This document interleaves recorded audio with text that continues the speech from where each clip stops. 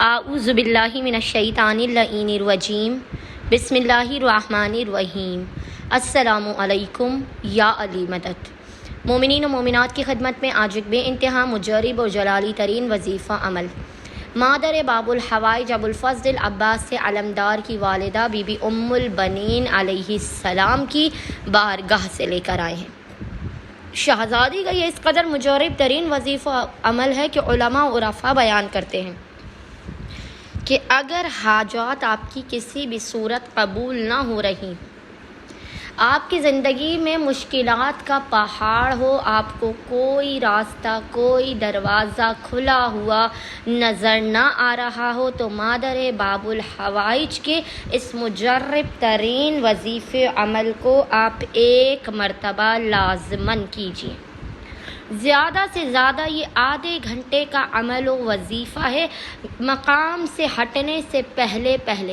مادر ابو الفضل کے صدقے میں، کرامت ابو الفضل کے صدقے میں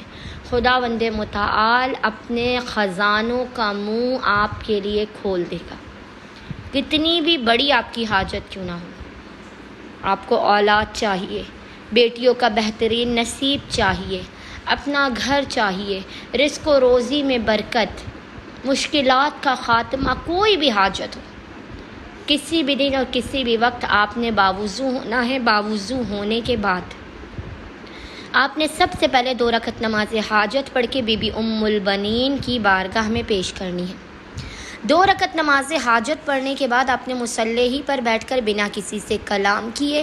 ایک تسبیح 100 ٹائمز 100 مرتبہ درود کی پڑھنی ہے، اور پھر بنا کسی سے کلام کیے ایک ہی نشست میں مقام سے ہٹے بغیر آپ نے 3 مرتبہ، یاد رکھیے گا 3 مرتبہ 3 ٹائمز آپ نے سورہ یاسین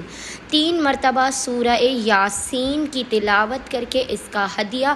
بی بی ام البنین کی بارگاہ میں پیش کر کے پیشانی کو سجدے گاہ پر رکھ کے بی بی کو ابو الفضل کے کٹے ہوئے بازوؤں کا واسطہ دے کر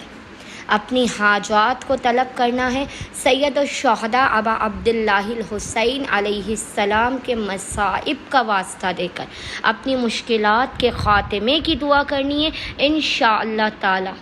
کرامت بی بی ام البنین کے صدقے میں آپ آدھے گھنٹے سے بھی کم کے اس وظیفے عمل کو کر کے اپنے مقام سے ہٹنے نہیں پائیں گے کہ خداوند متعال بی بی ام البنین کے حق کے صدقے میں آپ کی ہر حاجت کو اپنی بارگاہ میں قبول و مقبول کر دے گا۔ اللہم صلی علی محمد و آل محمد وعجل فرجہم اجمعین۔